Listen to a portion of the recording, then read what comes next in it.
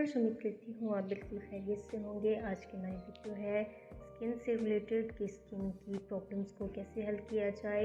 ये सबसे बड़ी प्रॉब्लम्स होती है acne, pimples, fine lines, dullness और ओपन पोर्स। इन सब को कैसे हल करेंगे ये देखेंगे, और इसके अलावा अपने फेस पर इन तमाम प्रॉब्लम्स को हल करके फ्रेशनेस, शाइनिंग और ग्लोइंग कैसे लानी है। जी हाँ, ये सब कुछ मुमकिन है एक ही रेमेडी के ज़रिए। तो आज की रेमेडी हमारी है मुल्तानी मिट्टी से मुतल्लिक। मेन इंग्रेडिएंट जो है वो मुल्तानी मिट्टी है। तो बाकायदा वीडियो की तरफ जाने से पहले चैनल को लाइक और सब्सक्राइब कर दें, बेल आइकन पे क्लिक करके ऑल नोटिफिकेशन पे क्लिक कर दें ताकि ऑल अपकमिंग वीडियोस आप तक पहुंच सकें।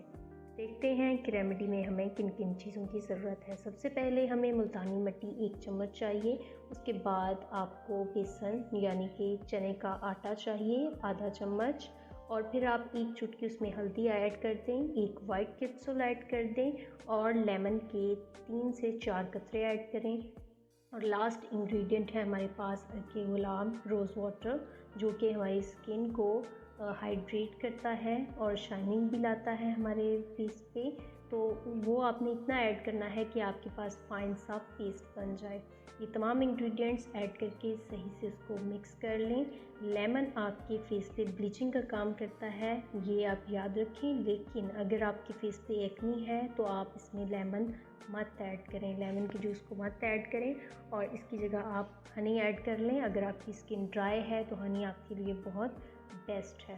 तो ये हमारे पास इंग्रेडिएंट्स थे सारे जो हमने इसमें ऐड किए। इन सबको मिक्स कर लेना है सही से और फेस पे पूरे पे आपने अप्लाई कर लेना है।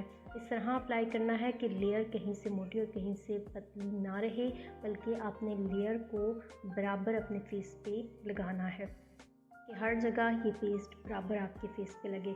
और उसके बाद आपने ये एहतियात करनी है कि आपने बोलना नहीं है, हंसना नहीं है, यानी फेस को आपने मूवमेंट नहीं देनी, ताकि ये जो लेयर है ये ख़राब ना हो। और एक इसका ये होता है कि अगर ये खुश्क हो जाती है, ये पेस्ट अगर खुश्क हो जाता है आपके फेस पे और आप बोलते हैं, तो इससे आपके फेस पे झुर्रियाँ भी पड़ सकती हैं। तो ये इसके फ़ायदा होने की बजाय आपको इसका नुकसान भी हो सकता है।